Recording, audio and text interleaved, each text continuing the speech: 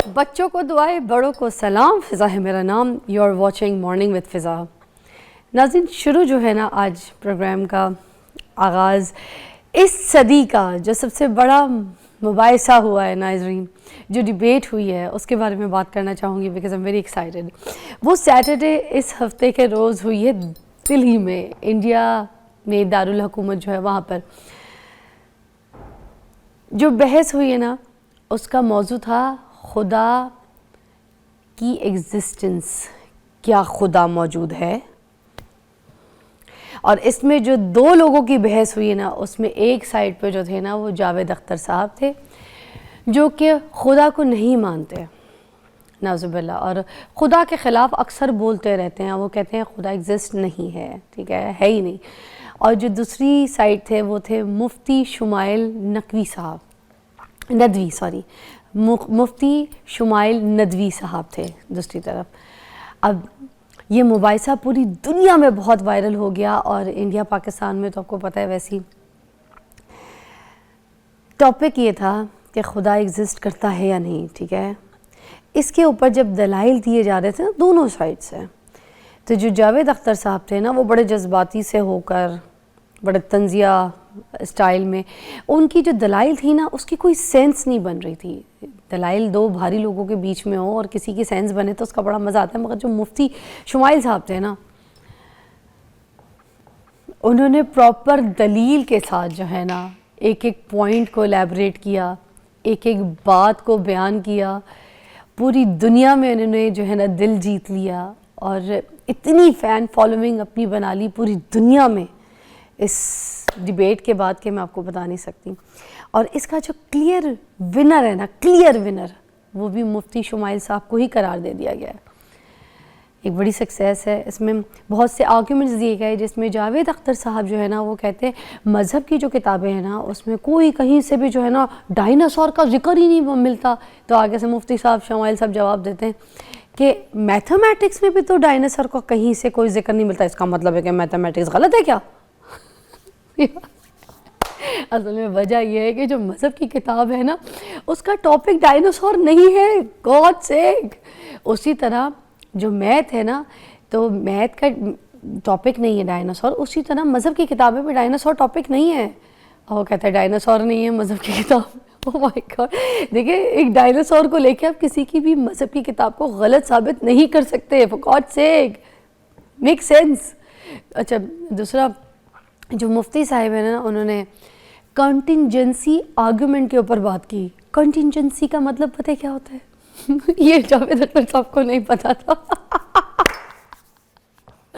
Contingency argument کا مطلب ہوتا ہے کائنات میں اگر کوئی بھی چیز اگر ایگزسٹ کرتی ہے، موجود ہے ناظرین، ٹھیک ہے، تو وہ اپنی ایگزسٹنس کے لیے کسی نہ کسی دوسری چیز کے اوپر ڈیپینڈنٹ ہے.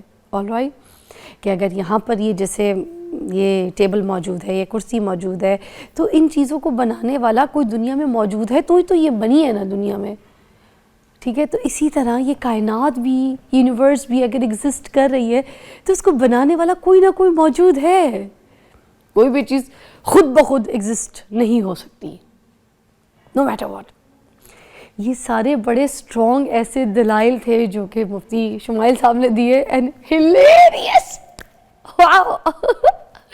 اور اس کا اینڈ رزلٹ ناظرین یہ تھا کہ مفتی صاحب جو تھے نا وہ جاوید اختر صاحب کو کھا گئے اور ڈکار بھی نہیں ماری. یار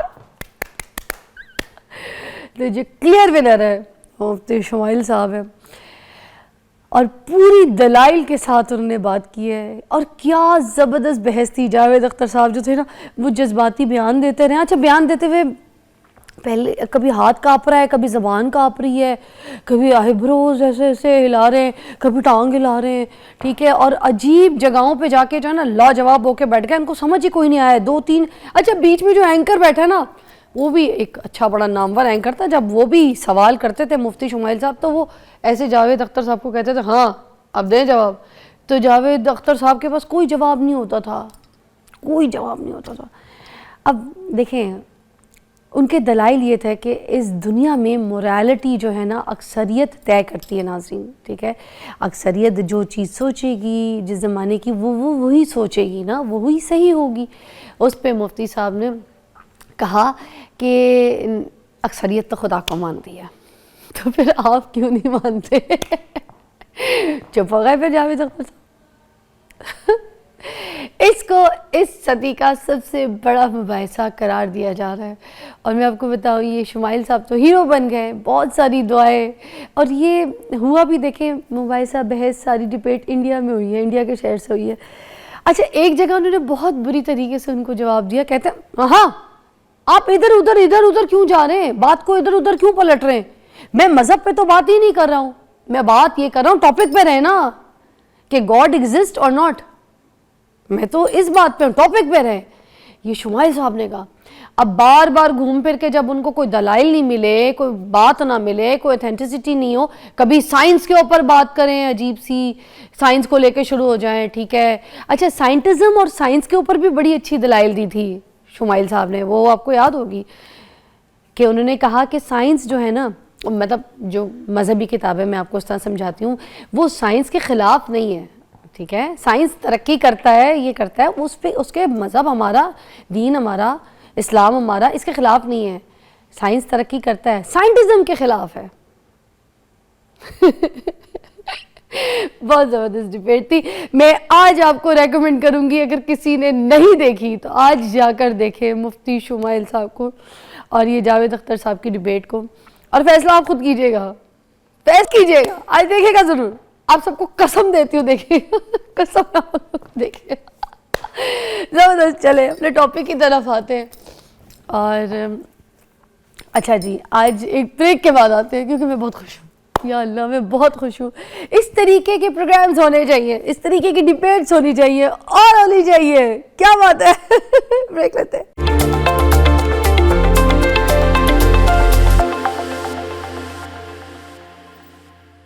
welcome back, you watching morning with Fiza. ناظرین ابھی ہم اپنے ٹاپک کی طرف آتے ہیں. لیور کینسر کے اوپر آج ہم بات کریں گے. ناظرین لیور کینسر کی جو علامات کیا ہوتی ہیں عام بندے کو نہیں پتہ ہوتا، ہمیں آئیڈیا بھی نہیں ہوتا کہ اس میں کیا کیا چیزیں ہیں جس میں بندے کو پتہ چلے کہ اس میں اس کو کینسر ہو گیا. اکثر جو لیور کینسر کی جو ڈیزیز ہوتی ہے اس کو سائلنٹ ڈیزیز بھی کہتے ہیں کہ بڑے خاموشی سے بڑھتی رہتی ہے، اور اینڈ میں جا کے یہ پتہ چلتا ہے اس وقت کہ ہر چیز ہاتھ سے نکل چکی ہے اور اب کچھ نہیں ہو سکتا، کیونکہ احتیاط کوئی نہیں کی ہوتی، پتہ کوئی نہیں ہوتا علاج کب کرانا ہے. اس لیے آج اس کے اوپر بات کرنے کے لیے ہم نے بڑے زبردست مہمان کو یہاں پہ مدعو کیا ہے. ہمارے ادھر آفس میں بھی ایک صاحب تھے جن کو کینسر ہوا تھا اسی طرح جگر کا، اور ان کا آپریشن بھی انہوں نے کیا ہے. تو آج ان سے ہم بات کریں گے. ڈاکٹر محمد ہارون انصاری صاحب ہیں ہمارے ساتھ اور ہم ان سے سارے سوالوں کا جواب لیں گے. السلام علیکم. جی وعلیکم السلام. کیسی طبیعت ہے آپ کی؟ Fine, thank you very much. اچھا جگر کینسر کے اوپر ہم یہ سب سے پہلے جاننا چاہیں گے کہ اس کی عام اقسام کون سی ہوتی ہے، کیونکہ عام دیکھنے والے کو اور ہم لوگوں کو اس کے بارے میں کوئی چیز کی انفارمیشن نہیں ہوتی ہے. اس کی کون کون سی ایسی اقسام ہوتی ہیں؟ دیکھیں لیور کینسر جیسے آپ نے بھی اسٹارٹنگ لائن کی ہے کہ most of the liver cancers جو ہے نا وہ بہت لیٹ سٹیج پہ ڈائگنوز ہوتے ہیں اور ان کی کوئی سمٹمز نہیں ہوتی ہیں. This is very true. Liver cancer جب بھی موسٹلی لیور کینسر جب بھی ڈیولپ ہوتے ہیں نا تو وہ in the background of some liver disease ہوتے ہیں.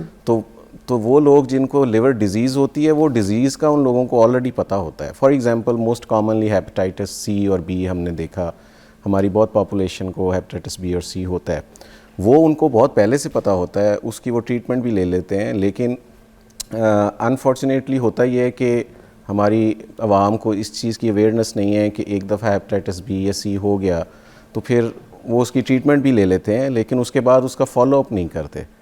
تو جب وہ فالو اپ نہیں کرتے تو وہی لیور ہوتے ہیں جن کے اندر لیور کینسرز بنتے ہیں. تو جب وہ فالو اپ لاسٹ کر دیتے ہیں تو پھر لیور کینسر ڈیولپ ہو رہا ہوتا ہے، اس کی کوئی بہت میجر سمٹمز نہیں آتی ہیں ارلی سٹیجز کے اوپر. تو وہ جب بہت لیٹ سٹیج پہ آتے ہیں تو تب لیور فیلئر کے ساتھ اور اس طرح کی سمٹمز جس میں بھوک نہ لگنا اور پین بھی اس میں بہت زیادہ آبویس فیچر نہیں ہے، بہت لیٹ سٹیج میں جا کے ہوتا ہے. اور جانڈس، پیلا یرکان، آئی مین یہ وہ ڈیزیزز ہیں جو ایڈوانس سٹیج کو شو یہ وہ سمٹمز ہیں جو ایڈوانس سٹیج کو شو کرتی ہیں. ارلی سٹیجز کے اوپر لیور کینسرز کوئی بہت آبویس سمٹمز لے کے نہیں آتے. لیکن اگر پیشنٹ ریگولر فالو اپ کریں، لائک ہیپیٹائٹس بی اور سی کے پیشنٹس کو ریکمینڈڈ یہ ہے کہ once they get their treatment completed تو اس کے بعد وہ ایوری ڈپینڈنگ اپون ان کے باقی بھی parameters every 3 months to 6 months ان کو ریگولر اپنے لیور فنکشن ٹیسٹ اور الٹرا ساؤنڈ اور ایک ٹیومر مارکر ہوتا ہے لیور کے کینسرز کو شو کرنے کے لیے جس کو الفا فیٹوپروٹین کہتے ہیں. تو those patients should have these 3 things regularly for rest of their life for every 6 months. تو اس سے ایڈوانٹیج یہ ہوتا ہے کہ جب ہر 6 مہینے بعد ان کے بلڈ ٹیسٹ ہو رہے ہیں تو جب جیسے ہی لیور کے اندر کوئی کینسر بننا شروع ہوگا تو وہ بہت ارلی ڈیٹیکٹ ہو جائے گا, اور پھر ہم اس کو جو ارلی ڈیٹیکٹ ہو جاتا ہے اور اس کا ڈیٹیکٹ ہو جائے, ٹھیک ہے, ہاں تو بغیر آپریشن کے اس کی ٹریٹ ہو سکتی ہے؟ نہیں, دیکھیں لیور کینسر کی ملٹیپل ٹریٹمنٹس ہوتی ہیں. اس میں سرجری ایک ٹریٹمنٹ ہے. سرجری میں ہم اس لیور کینسر کو یا اس جس کو عام زبان میں رسولی کہتے ہیں, لیور کے رسولی کو نکال بھی سکتے ہیں, اور اگر نہیں نکل سکتا تو دوسری آپشن یہ ہوتی ہے کہ ہم لیور ٹرانسپلانٹ بھی کر سکتے ہیں. لیکن یہ 2 آپشنز ہیں. اس کے علاوہ میڈیکل ٹریٹمنٹ بھی ہوتی ہے, اور پھر کچھ انٹرونشنل پروسیجرز ہوتے ہیں جن کو ریڈیولوجیکل پروسیجرز کہتے ہیں. وہ ٹیس ہے, TAE ہے, trans arterial chemo embolization and trans arterial embolization. تو یہ ملٹیپل ٹریٹمنٹ آپشنز ہیں. تو وہ پھر پیشنٹ کے کرائٹیریاز کے حساب سے, پیشنٹ کے پرفارمنس اسٹیٹس کے, اوبویسلی ہر کینسر میں اسٹیجز کے جس طرح ہر کینسر کی اسٹیج 1 2 3 4 ہوتی ہیں, اسی طرح لیور کینسر کی بھی اسٹیج 1 2 3 4. بریکنگ نیوز اس کے بعد دوبارہ جوائن کرتے ہیں, اسٹے ٹیون.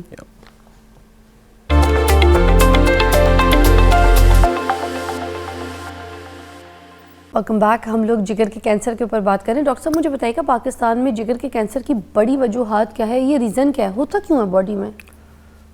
دیکھیں کینسر جیسے میں نے پہلے بتایا کہ کینسر ایک ڈائریکٹ ایک ڈیزیز نہیں ہے, یہ لیور کی ڈیزیز کے بیک گراؤنڈ میں اوریجنیٹ کرتا ہے. تو اگر کویسچن یہ ہے کہ لیور کینسر کیوں ہوتا ہے اور اس کی وجوہات کیا ہیں, تو ہمیں لیور ڈیزیزز کی وجوہات کا پتہ ہونا چاہیے, جس میں پاکستان کے اندر سب سے کامنسٹ کاز جو ہے وہ ہیپاٹائٹس ہے, جس میں hepatitis C at the top, پھر ہیپاٹائٹس B ہے. اس کے علاوہ آج کل ہماری پاپولیشن میں فیٹی لیور بہت زیادہ ہے, اور fatty liver is one of the causes کہ جو لیور ڈیزیز کرتے ہیں, and followed by liver cancer. تو یہ 3 مین بڑی وجوہات ہیں, hepatitis C, hepatitis B and then fatty liver, جو کہ ہماری پاپولیشن میں لیور کینسر کاز کر سکتی ہیں. اور یہ جو ٹیسٹ ہوتے ہیں یہ کون کون سے کروا کے پتہ چل جاتا ہے, جو کروانے چاہیے, ضروری ہے؟ جو جن لوگوں کو آلریڈی پتہ ہوتا ہے کہ ہیپاٹائٹس ان کو B ہے یا ہیپاٹائٹس C ہے, یا ان کو ایٹ سم سٹیج پتہ لگ جاتا ہے کہ ان کو فیٹی لیور ڈیزیز ہے, تو ان کو پھر ریگولر فالو اپ کرنا چاہیے ود لیور فنکشن ٹیسٹ. یہ ایک بلڈ ٹیسٹ ہوتا ہے.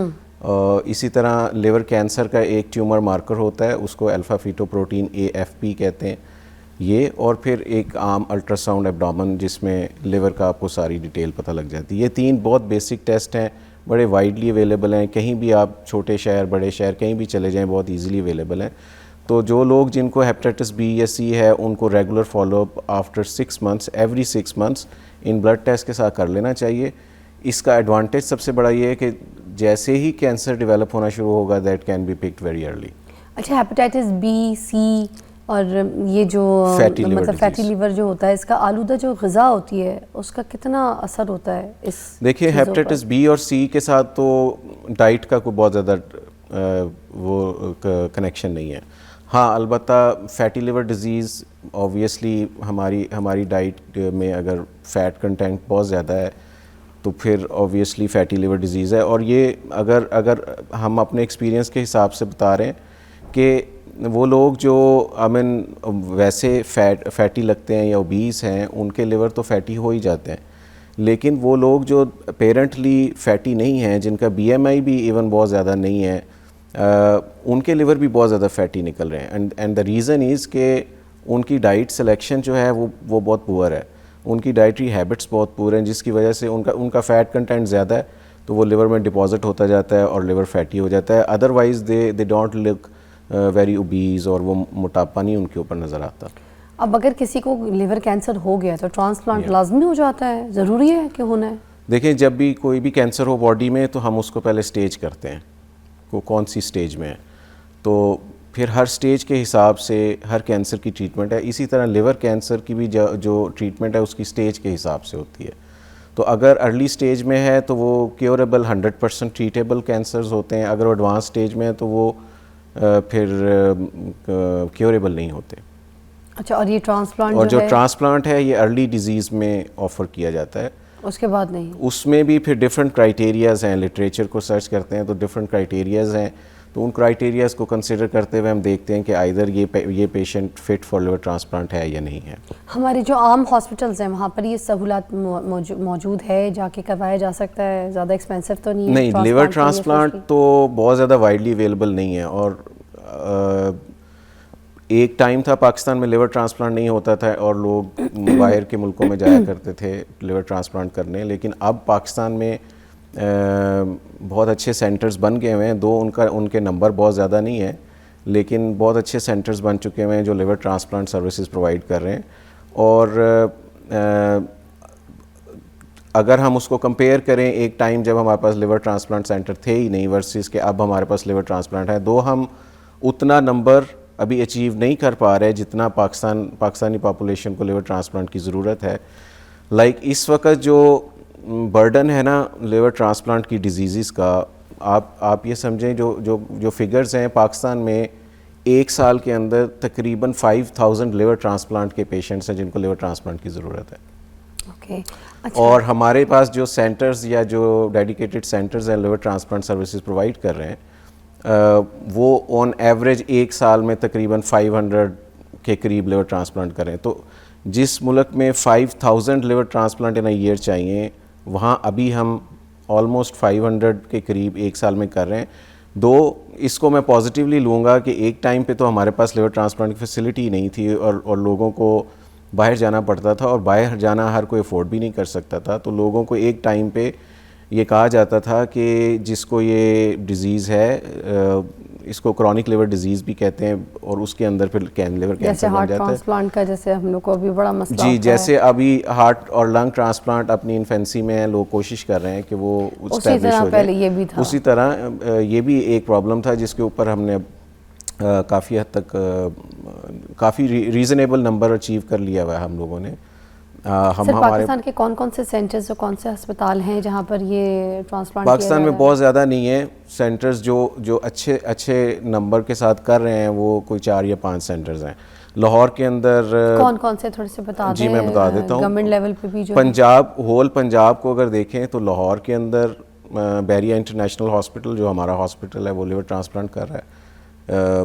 Pakistan kidney and liver institute PKLI یہ دوسرا انسٹیٹیوٹ ہے جو لاہور میں کر رہا ہے کرنٹلی جو ایکٹیو لیور ٹرانسپلانٹ سینٹرز ہیں. اس کے علاوہ تیسرا سینٹر اسلام آباد میں ہے شفا انٹرنیشنل. یہ 3 مین سینٹرز ہیں پورے پنجاب میں جو اس وقت لیور ٹرانسپلانٹ. اور کیا کاسٹ آ جاتی ہے کسی کو؟ دیکھیں ایک وقت میں تو liver transplant was a very costly procedure in Pakistan Lahore, اور اس وقت اس کی کاسٹ تقریباً 60 لاکھ to 70 لاکھ کے بٹوین تھی. اب fortunately and luckily chief minister program has been initiated, اور اب لیور اور کڈنی دونوں liver transplant free of cost ہو رہے ہیں ہمارے ہاسپٹل میں, اور اس کی فنڈنگ گورنمنٹ آف پنجاب کر رہی ہے. یہ CM پروگرام ایک انیشیٹ کیا. تو اب اس وقت یہ میسج ہے ساری عوام کو کہ بیریا انٹرنیشنل ہاسپٹل میں اس وقت لیور اور kidney transplant free of cost ہو رہا ہے.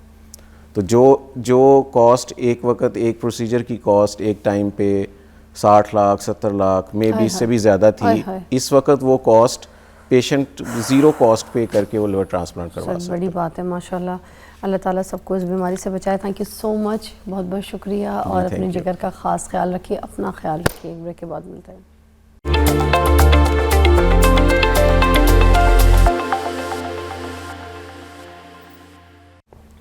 Welcome back, you watching morning with فضا. ناظرین اب ہم بات کریں گے ارتھرائٹس کے اوپر.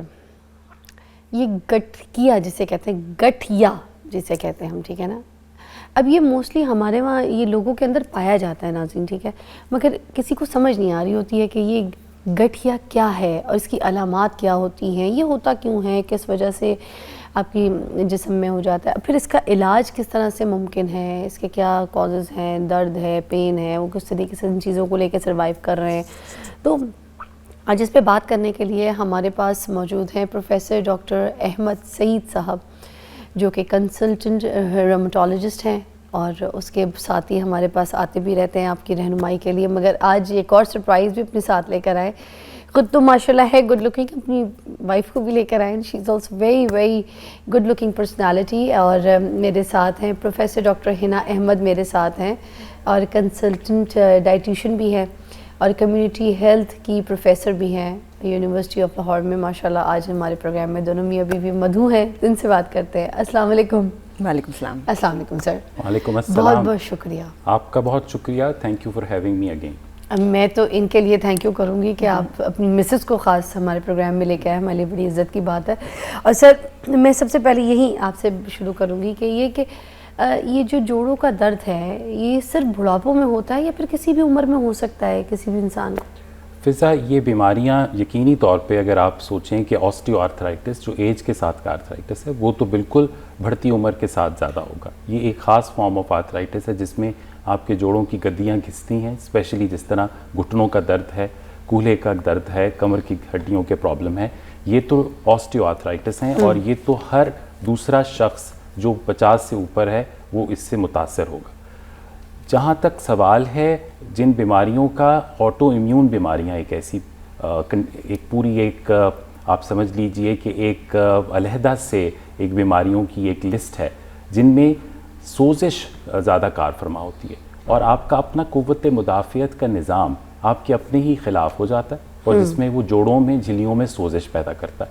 اس کی ایک مثال جو زیادہ فہم سمجھتے ہیں ہم، آپ کو میٹھا گٹھیا یا جس کو رومٹوئڈ آرتھرائٹس کہا جاتا ہے. میٹھا گٹھیا، یہ میٹھا لفظ بہت ٹھیک نہیں ہے، بڑا ہی نامناسب ہے کیونکہ درد بالکل میٹھا نہیں ہوتا اس کا. ہاں، یہ بالکل درست ہے اور اس کے لیے بھی بات بھی ہوئی. مجھے میرے ایک اسٹوڈنٹ نے کہا جو کراچی سے میرے پاس فیلوشپ کرنے کے لیے لاہور آئے ہوئے ہیں اور وہ FCPS کی ٹریننگ تقریباً ختم کر چکے ہیں. اس نے کہا کہ سر یہ اس پہ آپ کو بات کرنی ہوگی کہ رومٹوئڈ آرتھرائٹس کا اردو میں صحیح ترجمہ کیا ہو. تو میں نے کہا یہ بہت مسائل ہیں ہمارے کہ بیماریاں یقینی طور پہ ہے کہ پائی ہمارے ملک میں بھی جاتی ہیں لیکن کیونکہ تحقیق ساری ویسٹ میں پہلے ہوتی ہے اور نام بھی وہیں رکھے جاتے ہیں اور پھر اس کا ایگزیکٹلی کیسا نام ہماری اپنی زبان میں رائج کیسے ہو. تو جس طرح بہت سارے انگریزی کے الفاظ اب ہماری اردو زبان کا حصہ ہیں تو سمجھ لیجئے رومٹوئڈ آرتھرائٹس اردو کا لفظ ہے اور اس کو کوئی اور نام نہ دیا جائے، اس کو رومٹوئڈ آرتھرائٹس یہی بولے. اب اس آرتھرائٹس کے اندر ینگ لوگ ہوتے ہیں، اس کے اندر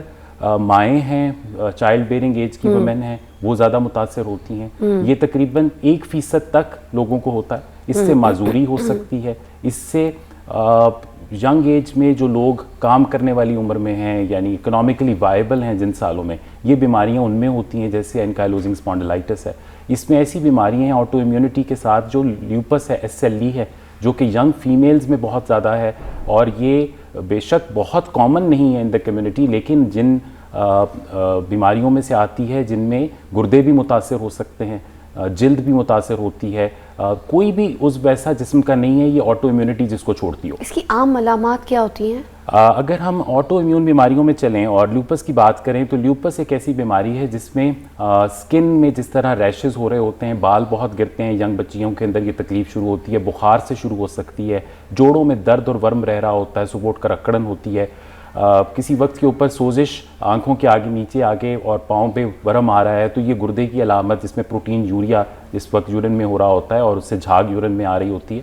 تو خالی تھکاوٹ، بہت ساری جسم میں درد، بالوں کا گرنا، منہ میں چھالے، جسم پہ دھرپڑ، ریشز، دھوپ میں جانے سے چہرے پہ ریش آ جانا جس کو بٹر فلائی ریش کہتے ہیں، یہ سب اس کی علامات ہیں. اور لیوپس ینگ بچیوں کی بیماری ہے. They are college girls, they are school girls, and then this disease, if not diagnosed in time, it can lead to damage to the internal organs. آپ کے گردے متاثر ہو گئے تو خدا نہ خواستہ ڈائلسس پہ جا سکتی ہے وہ لڑکی، وہ بچہ، وہ بچی. اور ڈائلسس کے لیے تو ہمارے پاس بہت سہولتیں ہیں پر انفارچونیٹلی جب بات کریں کہ لیوپس کے اسپیشلسٹ کتنے ہیں تو ابھی بھی ملک کے اندر 140-50 سے زائد نہیں. اس کی کتنی ٹریننگ سینٹر ہیں تو کہوں گا کہ 9 سے 10 سے زائد نہیں ہے ٹریننگ سینٹر پورے پین پاکستان، جو بہت کم ہے، جبکہ بیماریاں ہماری جو ہیں وہ اتنی انکامن نہیں ہیں. ہائے اچھا ڈاکٹر حنا جی، میں آپ سے بھی پوچھنا چاہوں گی، مجھے بتائیے کہ اس میں ڈائٹ کے حوالے سے اگر میں بات کروں تو ڈائٹ کیا کردار ادا کرتی ہے اسپیشلی ایتھرائٹس کے ہونے میں؟ جی بالکل.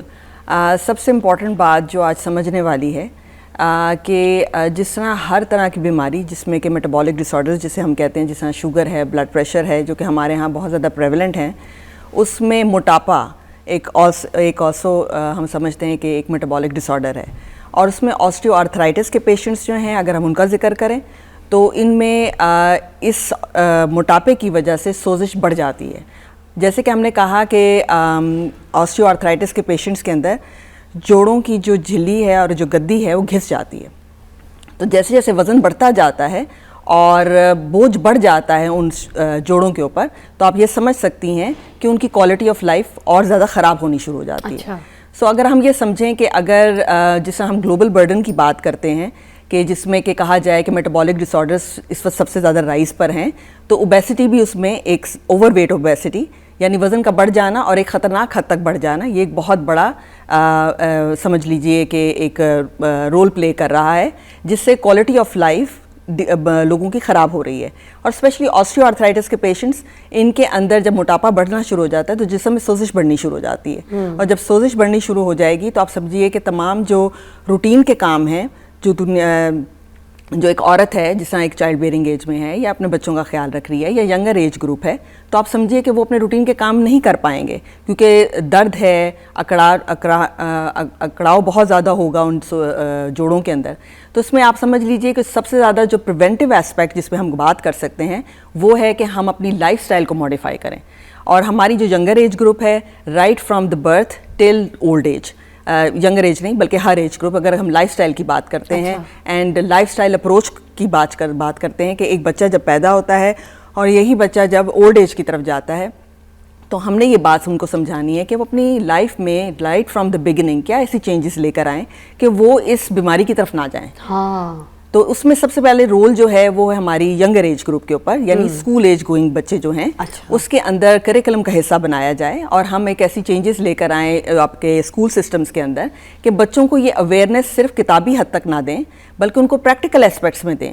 یعنی کہ جس طرح کینٹینز ہیں اور جو اسٹاف ہے وہ پریکٹیکلی اس کو کر کے بھی دکھائے، یعنی کینٹینز کے اوپر وہ ہیلدی فوڈ اسٹف جو ہے وہ اویلیبل ہو، جیسے پھل سبزی. اگر ہم آج کے ایرا کو چھوڑ کے ذرا کچھ دہائی پیچھے چلے جائیں تو ہمارے ہاں یہ تمام بیماریاں بہت کم تھیں. وہ اس لیے کہ ہم لوگوں کا زیادہ رجحان پھل سبزی کی طرف تھا. ہم لوگ اوور دا کاؤنٹر جو چیزیں ملتی ہیں جسے جنک فوڈ کہا جاتا ہے اس کا استعمال ہم کم کرتے تھے. بچوں کے اندر کھیل کود کا رجحان بہت تھا. اسکولوں کے اندر اسپیشلائز ٹائم نکالا جاتا تھا جس میں پی ٹی پیریڈ ہوتے تھے اور اس کے علاوہ ایکسرسائزز کے اوپر بہت فوکس کیا جاتا تھا. تو اگر آپ سوچئے کہ یہ چیزیں جیسے پڑھائی کے حساب سے، یعنی اگر ظاہر ہے برڈن بڑھتا جا رہا ہے، پڑھائی کا حساب کتاب بڑھتا جا رہا ہے، تو بچوں کو ان چیزوں سے دور کیا جا رہا ہے ایک طرح سے. تو آپ سوچئے کہ یہ تمام امپورٹنٹ چیزیں ہیں جو اگر ہم اسکول لائف سے اسٹارٹ کریں اور پھر یہی ایک ہیبٹ بن جائے گی. اور ایک چیز جو میں بہت زیادہ یہاں ایمفسائز کروں گی کہ جو خواتین ہیں جن کے بچے ہیں وہ خود ایک رول ماڈل بنے. گھر کے اندر جو ماں ہوتی ہے وہ سب سے بڑا ایک ایسا فرد ہوتا ہے جس کو بچہ کاپی کرتا ہے. اگر ماں کی ہیبٹس ہیلدی ہوں گی تو وہ بھی وہی کچھ کرے گا.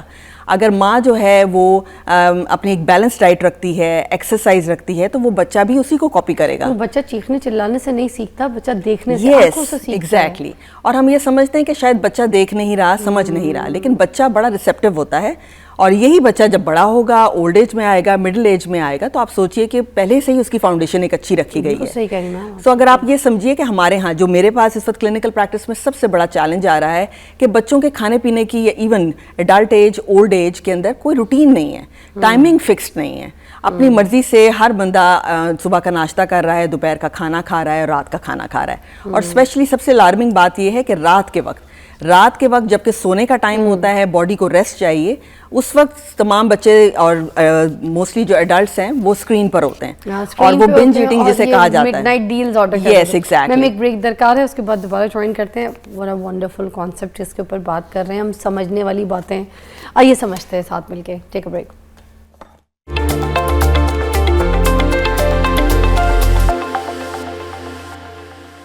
Welcome back to watching morning with Faza. اور ناظرین، ہم جس ٹاپک کے اوپر بات کر رہے ہیں اس میں اب یہ دیکھ لیجئے کہ ایتھرائٹس جو ہے اس کو آپ اس طرح سے ایزی نہیں چھوڑ سکتے. اس کو آپ نے نوٹس کرنا ہے کہ اگر آپ کو کہیں تکلیف دے رہا ہے. ایک ہوتا ہے نا کچھ لوگ طوطا پال لیتے ہیں, طوطا اپنی زندگی میں نہیں پالنا. کسی بھی قسم کا درد ہے, کوئی چیز ہے, آپ نے ڈائگنوسٹ کرانا ضرور ہے. آپ کو پتہ ہونا چاہیے کہ آپ کو کیوں پین دے رہا ہے, آپ کو تکلیف کیوں دے رہا ہے. اور اس سے پہلے کہ وہ مزید آگے خراب ہو, اس کے مزید اس کے سٹیجز آ جائیں کہ آپ ٹریٹیبل بھی نہ رہیں, آپ کا علاج نہ ہو سکے, تو اس سے بہتر ہے کہ آپ پہلے اس کے اوپر فوکس کریں. اچھا, ہم ڈاکٹر صاحب سے بھی پوچھنا چاہیں گے کہ یہ جو پوسٹیو آرتھرائٹس یہ کیا چیز ہوتی ہے, اور ایک آسٹیوپروسس, یہ ان میں کیا فرق ہے؟ یہ دو بیماریاں ایسی ہیں جو بڑھتی عمر کے ساتھ ہیں, دونوں بالکل فرق ہیں.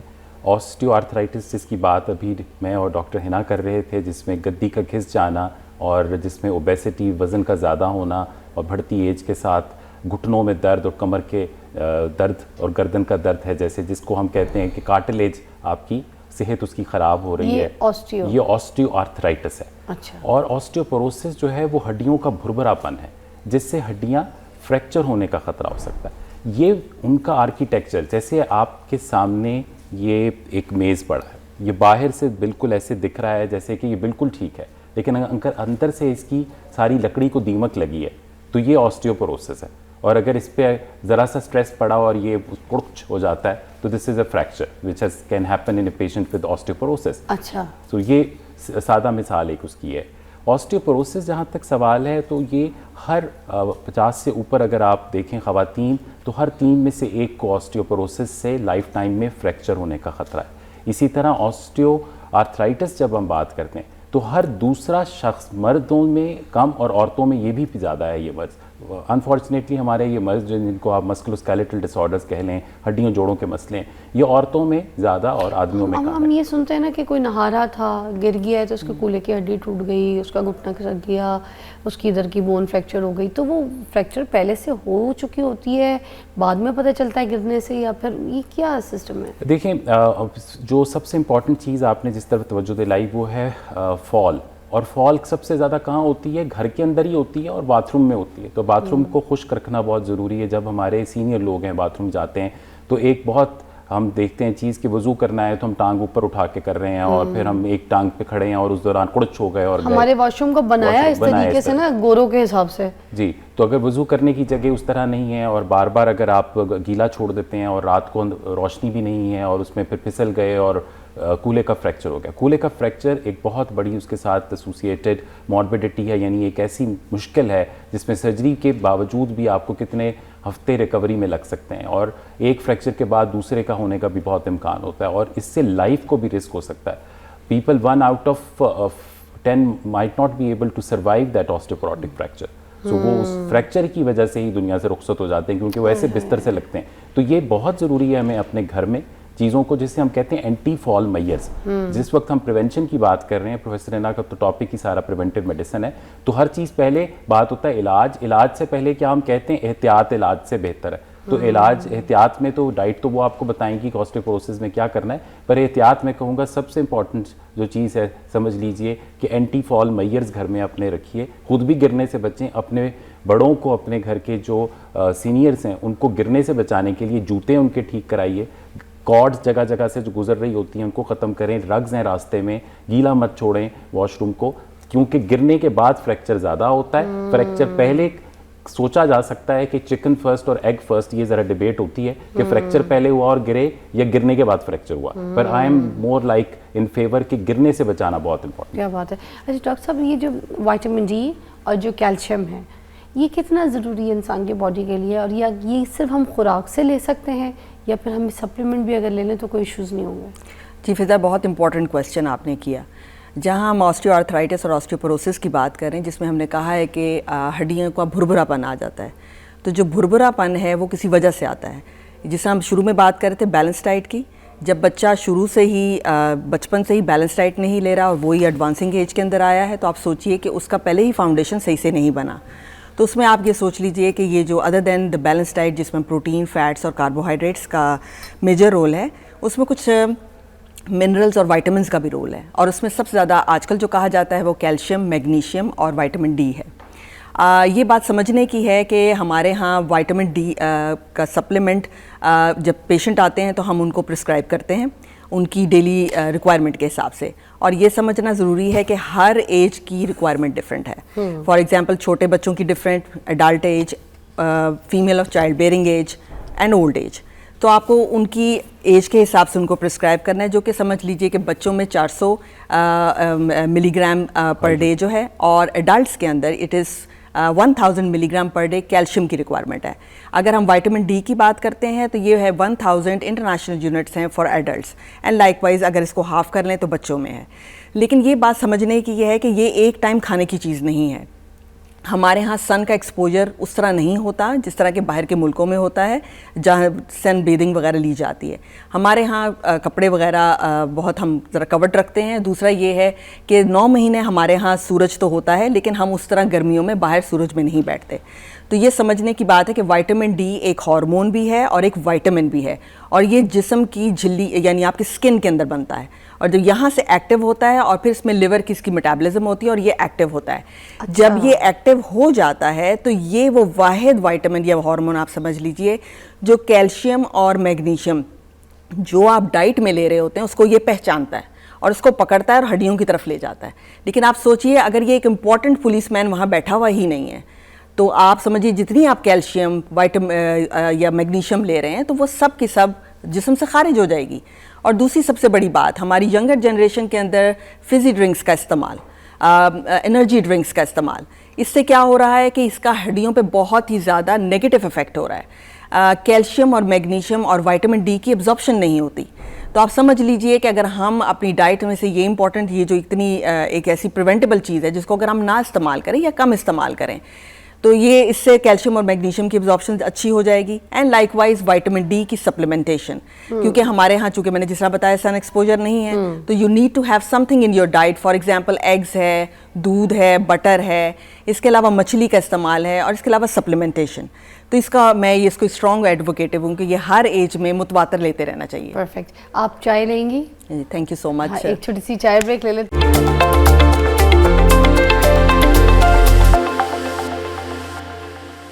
ڈاکٹر صاحب مجھے بتائیے گا کہ کون سی ایسی علامات ہیں جن کو ہمیں مس نہیں کرنا چاہیے، ہم ایسے نظر انداز نہ کریں، وہ کون کون سی ہیں؟ جب auto immune causes of arthritis جیسے میں نے لیوپس کے متعلق بتایا تھا اور رومٹوائڈ آرتھرائٹس کو پکڑ لیتے ہیں کہ اگر رومٹوائڈ آرتھرائٹس کے جو علامات جو ہیں جس میں ہاتھ کے جوڑوں میں چھوٹے بڑے جوڑ، گھٹنے، ٹخنے، کندھے اگر اکٹھے آپ کو لگ رہا ہے کہ آپ کے ہاتھوں کے جوڑوں میں ورم بھی ہے، سوزش بھی، اور صبح کے وقت اٹھتے ہیں اور اکڑاؤ رہتا ہے جس کو ہم مارننگ سٹفنس کہتے ہیں، وہ اکڑاؤ آدھ گھنٹے سے گھنٹہ، 1.5 2 تک جا رہا ہے اور اس کے بعد کچھ بہتری تو ہو جاتی ہے لیکن ورس آپ صبح محسوس کرتے ہیں، تو یہ ایک علامت ہے. اگر یہ 6 ہفتے سے زائد رہ رہی ہے تو بالکل اپنے ڈاکٹر سے بات کیجئے، ان کو پوچھئے کہ کیا یہ رومٹوائڈ آرتھرائٹس کی کوئی شروعات تو نہیں ہے. اس کے لیے آسک یور ڈاکٹر کہ اس کے آپ کا کوئی ٹیسٹ آپ کو سجیسٹ کرے.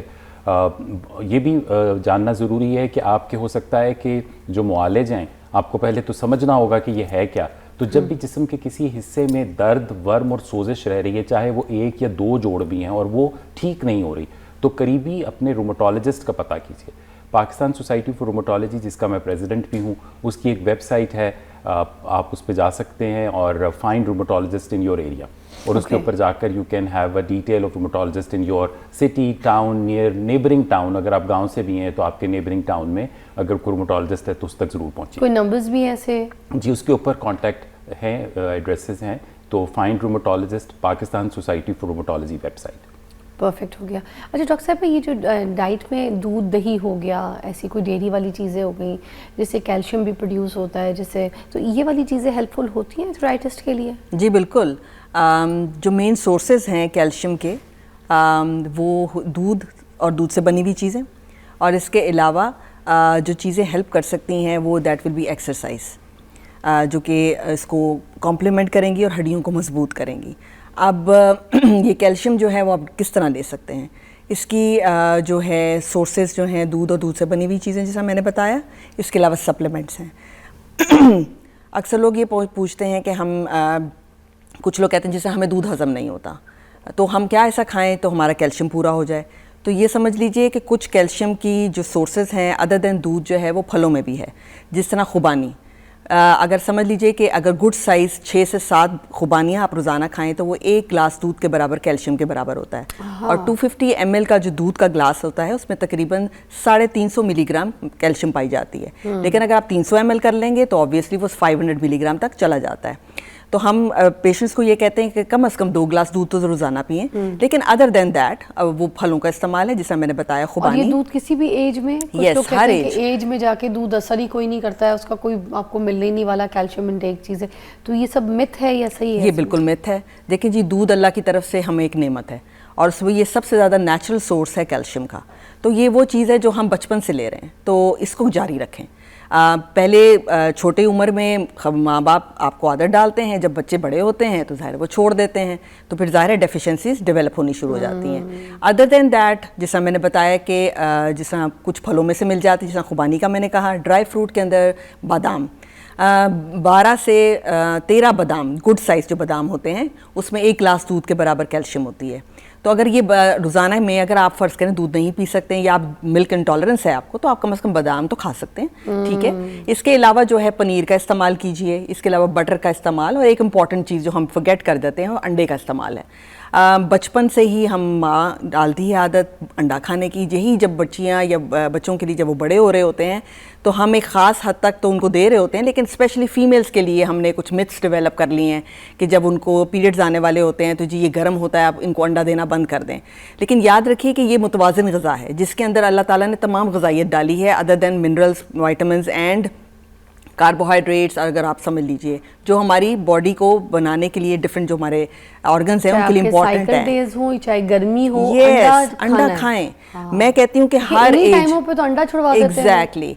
और ये ऑस्टियोआर्थराइटिस या ऑस्टियोपोरोसिस के अंदर हड्डियों के अलावा जो आपके पट्टे भी तो कमज़ोर हो रहे हैं ना, क्योंकि आप एक्सरसाइज नहीं कर रहे, तो उसकी इन्वेस्टमेंट तो प्रोटीन है। तो जो प्रोटीन का बेस्ट सोर्स हमारे पास अवेलेबल नेचुरल फॉर्म में है वो ज़ाहिर है अंडा है। इसके अलावा मीट एंड मीट प्रोडक्ट्स हैं, तो ये ज़रूर खाइए।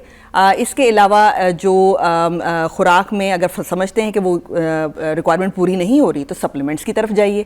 तो ये आप अपने मॉलेज के पास आके उनसे भी गाइडेंस ले सकते हैं। और ऑब्वियसली हमारे पास गाइडेंस, जैसा मैंने बताया कि एडल्ट एज ग्रुप के अंदर 1000 मिलीग्राम जो है कैल्शियम की रिक्वायरमेंट है पर डे, तो वो ले लीजिए in the form of supplements. Vitamin D जारी रखिए, जिस तरह कि हम लोग 1000 इंटरनेशनल यूनिट एडल्ट्स को जो है प्रिस्क्राइब करते हैं, वो रोज़ाना लें अपनी डाइट के अंदर। और एक बात याद रखिए, जब ये विटामिन्स ले रहे होते हैं in the form of supplement, इसके आगे और पीछे डाइट में चाय या कहवा ना रखें, क्योंकि जब आप ये लेते हैं तो ये विटामिन्स एब्जॉर्ब नहीं होते। दोबारा ये बोल दीजिएगा प्लीज़। मतलब जो लोग ये कैल्शियम वगैरह की इनटेक ले रहे हैं, चाहे उसमें आप दूध कह रही हैं जी, उसमें आप दही कह रही हैं, उसमें आप चीज़ कह रही हैं, पनीर वगैरह, anything which is giving you the calcium intake, right? Exactly. You are saying कि उसके साथ अपने कॉफ़ी, चाय या कहवा नहीं लेना, कहवा ना लें, इसको कुछ थोड़े से वक्फे के साथ लें। ये थोड़े बात से वक्फे मतलब कितने घंटे? यानी समझ लीजिए 30 मिनट्स टू 45 मिनट्स के बाद, ताकि वो कुछ हजम हो चुका हो। हमें तो बादाम से भी कैल्शियम मिल रहा है ना, अगर बादाम भी किसी ने खा लिया सोख करके तो फिर उसको भी 40-45 मिनट के बाद खाना है। जी बिल्कुल, क्योंकि देखें कॉफ़ी और चाय के अंदर कैफीन के साथ टेनिन होती है, और जब ये विटामिन्स के साथ आप ये ऊपर से पी लेंगे तो ये टेनिन उसके साथ कंबाइन करती है और उन विटामिन्स को आपके जिस्म से खराज की तरफ ले जाती है। तो आप समझिए ना कि आपने इतनी महंगी विटामिन खाई और वो एब्जॉर्ब ना हुई, तो ये is just because of the lifestyle. तो ये बातें समझने की। आज के सेगमेंट ऑफ द टॉपिक में जो एंड वाली बात थी ना, मुझे ये बड़ी इंपॉर्टेंट लगी, क्योंकि हम कुछ गलतियां भी करते हैं। कभी कभी हमें ये भी पता होता है कि ये सही है, ये करना है, इससे ठीक हो जाएंगे, मगर मिस्टेक्स हमारी जो है ना सेहत को ख़राब कर दी। एंड में कुछ कहना चाहेंगे तो प्लीज़। मेरा पैगाम यही है कि अपनी सेहत का ख्याल सबसे पहले रखें, और सेहत में मुतवाज़िन ग़िज़ा के साथ एक्सरसाइज का होना बहुत ज़रूरी है। और इसके लिए जो सबसे बेहतरीन चीज़ है कि आप अपने सोचने का लेंस चेंज करें, कि जो चीज़ खा रहे हैं उसको माइंडफुली खाएं, और एक्सरसाइज कर रहे हैं तो माइंडफुली करें और उसको अपनी ज़िंदगी का एक रूटीन रखिए। तो ये जो ऑस्टियोआर्थराइटिस या ऑस्टियोपोरोसिस है ये डिले हो जाएगा, इसको प्रिवेंट किया जा सकता है। ये ईजिली प्रिवेंटेबल डिजीज़ है। इसके लिए ज़रूरी है कि बचपन से लेकर जब आप जवानी या अडल्ट या ओल्ड एज की तरफ आ रहे हैं तो अपनी लाइफस्टाइल में एक्सरसाइज और डाइट को, एक्सरसाइज को मुतवातर रखें और डाइट को बैलेंस रखें। तो इंशाल्लाह ताला आप इसकी तरफ देर से पहुँचेंगे, मैं यही कह सकती हूँ। देर से पहुंचेंगे और हो सकता है कभी पहुंचे। क्या बात है, थैंक यू सो मच। बहुत अच्छा सेगमेंट हमारे साथ, बड़ी रहनुमाई की है। कल मिलते हैं, अल्लाह हाफिज़।